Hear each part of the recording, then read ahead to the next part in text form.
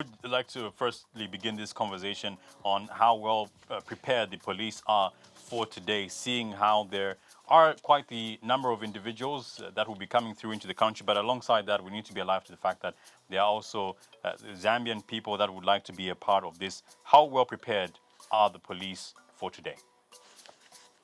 Okay, thank you very much. Of course, the hosting of this very important meeting has not come as a surprise to us as Zambia Police. We are well over in time, and we began our preparations. If you remember very well, we did even had an instance where we trained our officers in VIP protection well before, and even teaching them on protocol and etiquette. And after that, we went further to call our officers that have been drawn from the various provinces to come and beef up the manpower that is in Lusaka.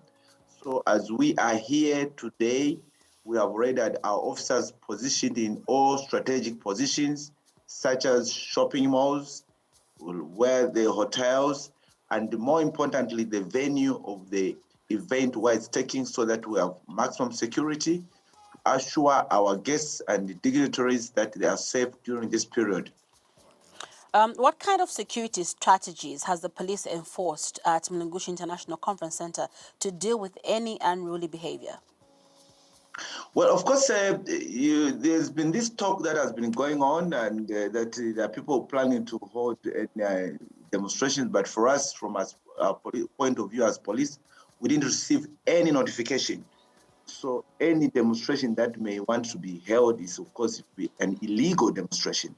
And since there is a law in force, definitely you know what that it means. It means any illegal thing cannot be allowed to be, can either allowed or condoned to go ahead. Whereas if people want to demonstrate, we expect to see notifications notifying the police, so that according to the law, you need to notify the police 7 days before any event. So once you have received a notification as police, depending on the circumstances surrounding that period you want to hold that demonstration, then either that demonstration can go ahead, or maybe a date can be given, or an alternative date can be given for that demonstration. And on the strategies, still the security strategies, obviously, you have mentioned that you have beefed up, the security enforcement at the hotels, and as well as the Mulenga International Conference Center, and just also along some of the main roads. But when we speak of the strategies, still, what exactly will the police be doing on ground, just away from the unruly behavior? Okay, of course, when we're talking of strategies, we are talking of policy. So what have we done as police? Of course, as police, we may say we looked at the overview. Okay, we lifted that venue into our planning office, where we're able to sit down, or operations office, and sit down and see which areas can pose a security danger to any guest. And that's what we have done. What we have done basically is we have deployed. When we say deployed, we're putting an officer at a particular point where, if there can be any imminent danger, there's a police officer to stop that imminent danger.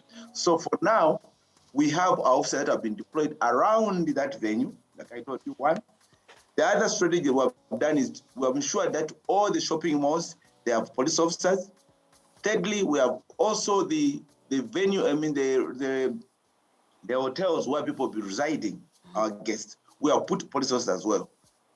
The last one, of course, which is very important, is that we have given security, or motorized security, motor vehicles, which will accompany the guests from the airport, leading them through to the venue, or if they are going to the hotel, they will have police escort.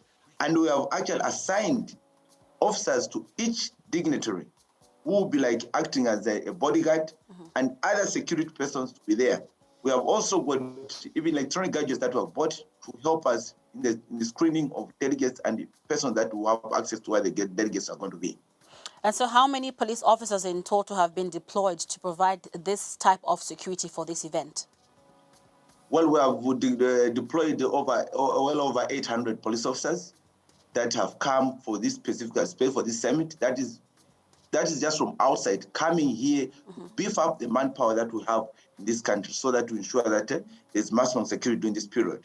And our operations of all our police stations in Lusaka will go as usual. They have not been disturbed. That's why we brought officers from outside, beef up the manpower. So members of the public should not be worried about the police stations that are in Lusaka. They should just go about the normal way we have been. Of course, we know that there will be a bit of some inconvenience in terms of the road. I'm sure you saw the notice from Lusaka City Council, which was talking about the blocking of the road from Grotis Road and Sababa. But this is just to facilitate the movement of dignitaries from one point to another. So as police, we'll be there at hand to direct traffic the necessary direction. Please, when we are given directive by the police officers on the road or you see a police vehicle coming, give way to such a motor vehicle. It's just for a short period of time, just to allow the guests to move from one point to the other.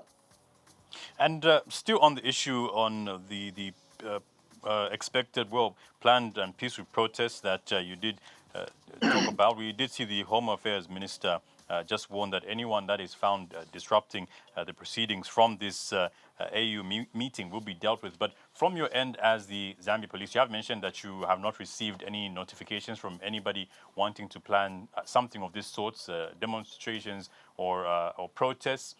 In between now and when the AU meeting will come to a conclusion, are you going to be able to allow people to go ahead and conduct themselves in this regard if they do give the police a notification starting today? Well, of course, the law is very clear. If you are going to hold any public procession or notification, you must notify the police 7 days before the actual date of the event.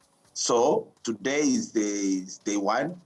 I've told you you have not received any notification, meaning that it being a Thursday today, the only possible way somebody can hold a procession is he must have notified the police 7 days prior to the hosting of that event. And that's not that maybe this is what we like as police. No, it's the law itself. That's what is stipulated in the law, that you need to notify the police 7 days before the actual date of holding that procession. So now, today is the 14th. We never received any notification stating that we wanted to hold a prepared procession. And still on the same, why is it so? Why would you think that maybe we obviously have people that will behave in an unruly manner, but why do you think that we have people like this that are sort of trying to disrupt or disturb an important meeting like this one?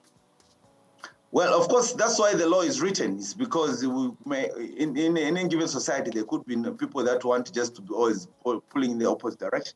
And that's why the law is written. So once the law is written, people need to abide by the law and follow the law, because these laws are not just made by the police, by ourselves, the police. No, they are made by the people of Zambia. And we need to follow such laws to the letter. And if people want to break the law with impunity, we have no option, because that is what our job is, to ensure that this law is enforced to the letter, and that the citizens that want to live in a free society are protected from such elements.